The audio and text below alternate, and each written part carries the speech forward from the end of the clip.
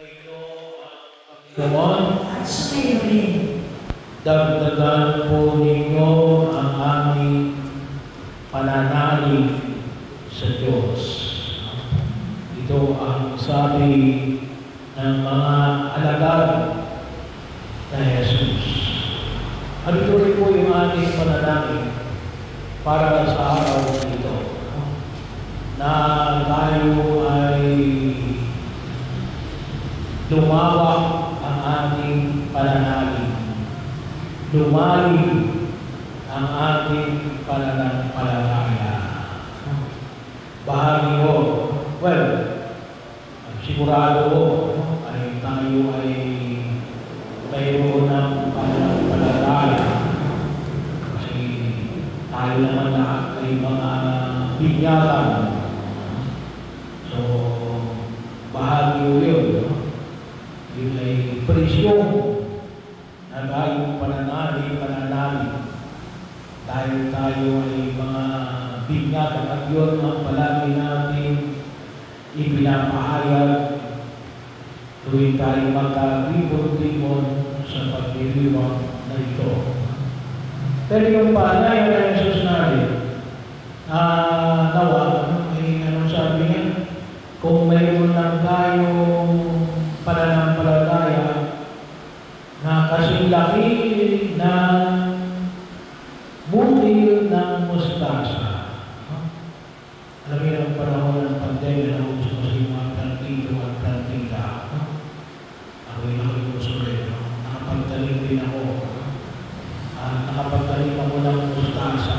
Alam mo, maliit yung butil ng mustasa. Pero nung panahon ng pandemya, talagang nahawakan ko yung butil ng mustasa. So, alam niyo mo, sa isang ganito mo lang, ay maaaring 10 o mahigit. Ganun mo lang, mabuti. Ganun kaliit ang butil ng mustasa. So, anong sabi ko? May pananampalataya tayo na kasing laki ng butil ng mustasa ay, anong sabi nga mo Jesus? Masabi mo sa sycamore tree, sa puno ng sycamore. Ano ba yung sycamore? Wala naman dito sa Pilipinas yun sycamore tree. Sa Israel meron yun. Pero yun mo tawagin natin ay fig tree. Pamilya ng fig tree. Ang pinakamalapit daw ay alin? Yung bagaman na bakit ko na, pero ulit mo kasi tayo nakakalimang. Ay alin? Yung pinakamalapit sa atin ay alin? Yung puno ng baliti. Ito yung napakalaki ng puno ng baliti. Ano sabihin ko doon sa puno ng baliti? Kung mayroon lang daw tayo para lang malagay na katulad ng kasing laki. Kasing piig, napakaliit kasi yung laki na yun, na butil ng mustasa. Ayan, masabi natin sa malaking puno na ito, magdulot ka at magaling ka sa dagat. Bahagi yun. Ngayon kasi, bagaman na yun, ay mayroon talagang mga machine na bumubuno. Pero yun, sabi na yun, sabihin ko lang, susundin ka. Ibiro mo, napakahirap doon. Bahagi yun. Kung mayroon lang tayong pananampalataya na katulad na butil ng mustasa. So, ito yung pinapanalangin natin. Kaya kung isa, may tanong natin, kasi lagi ko na ng butil ng mustasa yung ating pananampalataya. Kasi nga, hindi man lang natin masabi na alin, no? Kahit na nga siguro sa puno ng kamatis, mapulot ka at magaling ka doon sa kabilang ibalo. Pero yun yung hamon ay pinababalik sa atin. Humiling tayo na tayo ay madagdagan ang ating pananalig sa Diyos. Kinakailangan ng lumago tayo sa pananalig sa Diyos. Hindi ko pwede sabihin natin natin. Mayroon na tayong pananalig, katulad kahapon, katulad last week, hindi na kailangan lumago. No? At paano lalago? No? May tatlo na pwede natin gawin para ito ay patuloy na lumago. No? Una, pagtitiwala. Lahat ng uri ng relasyon ay nakabase sa tiwala. Pinapakalaga ng tiwala. Kaya bahagi yun. Kaya huwag natin sirain yung ating tiwala. Habang tayo pinagkatiwalaan, huwag natin sirain. Sabagat, yun po yung pundasyon ng anumang uri ng ugnayan. At kapag sinabi natin pananampalataya, yun yung pag-ipag-ugnayan natin sa Diyos. Para masabi natin na tayo ay nananalig sa Diyos, pinakailangan lumalim din tayo sa pagtitiwala sa Diyos. Kahit na ako sa panahon na yun, mas kailangan natin na lumalim tayo sa pagtitiwala. Sa panahon na matinding mga ulan, mga baha, gawa ng bagyo, o gawa ng korupsyon, o maaaring gawa ng lindol na ating naranasan, yung mga kababayan natin na nakaranas, o sa ulang nangyayari sa ating buhay, pinakailangan natin na nato tayo magtiwala. Bahagi yun kung saan pinakailangan natin na magtiwala tayo sa Diyos na hindi nagpapabaya.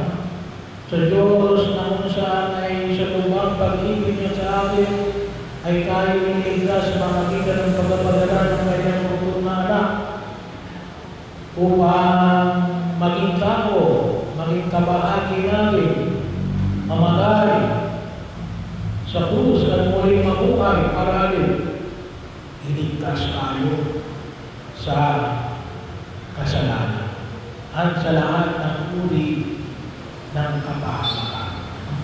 Kinakailangan i-build up din natin yung pagtitiwala sa Diyos. Kaya kinakailangan natin ang patuloy na pagkilala sa kapangyarihan ng pinagkaloob ng buong Ama. Sabi na natin, ngayong panahon na ito ay makita natin kung saan iba yung pinagkakatiwalaan natin. Kahit na doon sa mga hindi nananalig sa Diyos. Sabi nga, kahit na doon sa mga hindi nananalig, o kahit na sa mga nananalig sa Diyos, tingnan natin sa may tiwala tayo. Baka mamaya, kahit na tayo masabi natin tayo mga katolikong Kristiyano, pero iba yung pinaniwalaan natin. Baka mas naniwala pa tayo sa pamahiin. Hindi natin sinusunod yung tungkulin natin bilang mga mananampalatayang Kristiyano Katoliko. Bahagi yun, mas binabaliwala natin yung tinuturo ng simbahan. Pagkakataon na kung saan ay makita mo natin. At yung paniniwala natin, hindi isang paniniwala na kung tutusin ay nakabase lamang sa pag-ibulag ng pananalig, no? Pero isang pumipala rin, magtiwala tayo sa Kanya na kung saan ay tayo nawahigit na gabayan. Kung minsan din, magtitiwala tayo sa kapangyarihan, sa kayamanan. Kaya bahagi mo yun.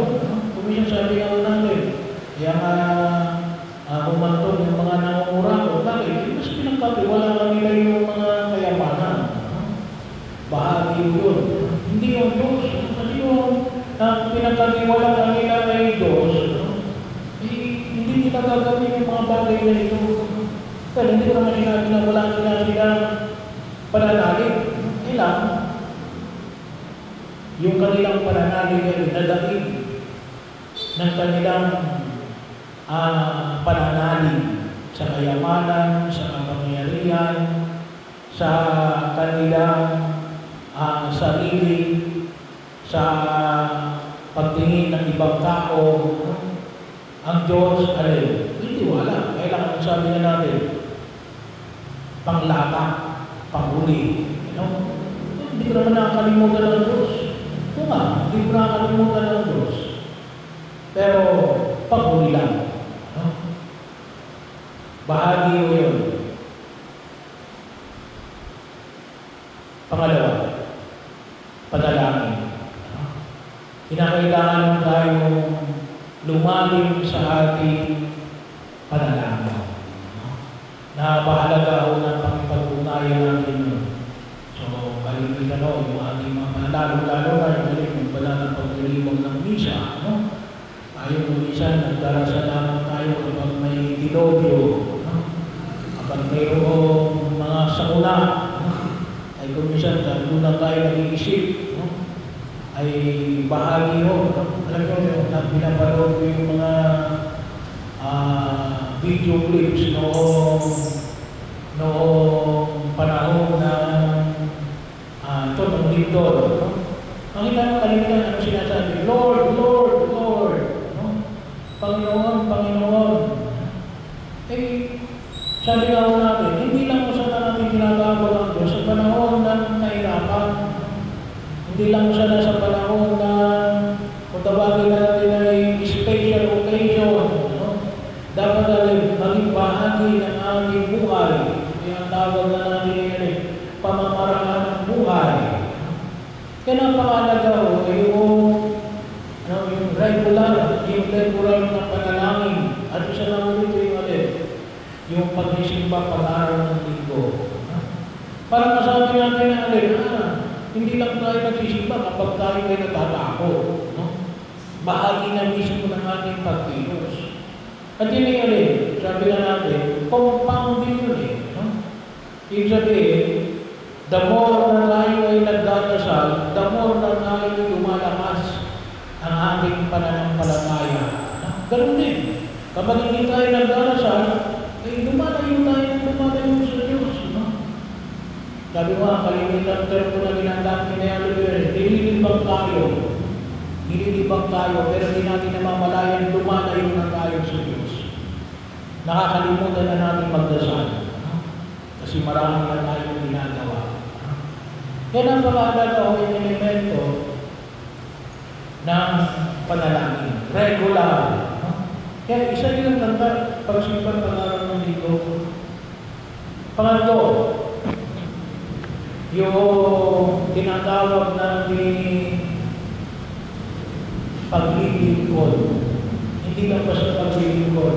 Paglilingkod na may kababaan ko. Paglilingkod na may kababaan ko. Medyo mabigat ko ito. Bakit? Kasi sabihin nga natin, itong mga taong kinikilala nga natin na dapat yung mga naglilingkod. Ito yung mga public servants. Pero sabi na ginamit yung kanilang paglilingkod para lalong magkaman ng maraming pera. Ginamit nilang kanilang paglilingkod saan? Para lalong silang lumaman.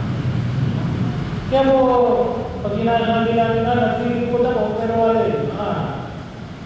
hindi paglilingkod yun, punutusin. Ginamit mo lang yung paglilingkod mo para sa sarili mong kapakanan, para sa kapangyarihan, para sa kayamanan, para sa katanyagan. Pero natin gamitin yun, naglilingkod. Pero ito hindi lang basta paglilingkod. Humbly, in full humility. Kasi makita mo natin, medyo kabalik-kari ito sa lipunang ginagalawa natin. Kasi ngayong lipunang ginagalawa natin, anong sabi ng kalimitan ngayon? Ay, deserve ko ito. Deserve ko ito.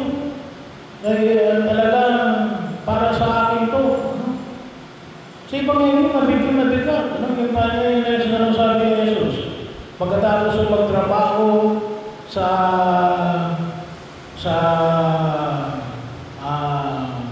mag-alaga ng tupa, kundi kaya nagtrabaho ka sa iyong farm,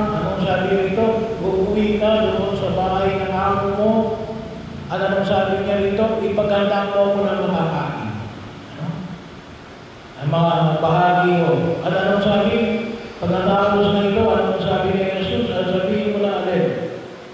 Ang sabi dito sa Ebanghelyo ako'y abang alipin. Ginagawa ko lamang ang aking tungkulin. Hindi mo debasement yun. No? Hindi mo sa pagkakal pinabababa mo ang iyong sarili. Pero yung pagkilala ng alin na talagang tayo ay narito para maglingkod para sa bawat isa. Hindi ko para ipakita sa iyo na alin, mas magaling ako sa iyo. No? Ako'y narito para alin, maging kabahagi ng paglago ng bawat isa sa atin. Kaya medyo mabigat pag sinasabi natin na alin, in humble service. Hindi lang ba sa paglilingkod ng may kababaan mo. Sino bang nagpang ito? No? At ito yung hingin namin sa harapan ng Panginoon kapag na lumayo tayo sa ating pananalig sa Kanya na bawa ay tayo lumawag rin sa ating pagtitiwala sa Diyos na hindi nagpapabaya, na tayo ay nawa magkaroon ng intensified na panalangin, lalo-lalo na regular, at pangatlo, yung naglilingkod ng may kababaan. Para masabi natin sa gitna tayo lumalaban ng patas. Kaya na tayo lumalaban ng patas. Bakit? Sapagkat ito yung ating pananampalataya, lumaban ng patas kahit na iba, hindi lumalaban ng patas. Bakit? Ako'y abang alipin. Ako ay alagad ni Kristo. Nang tungkulin ko ay maglingkod.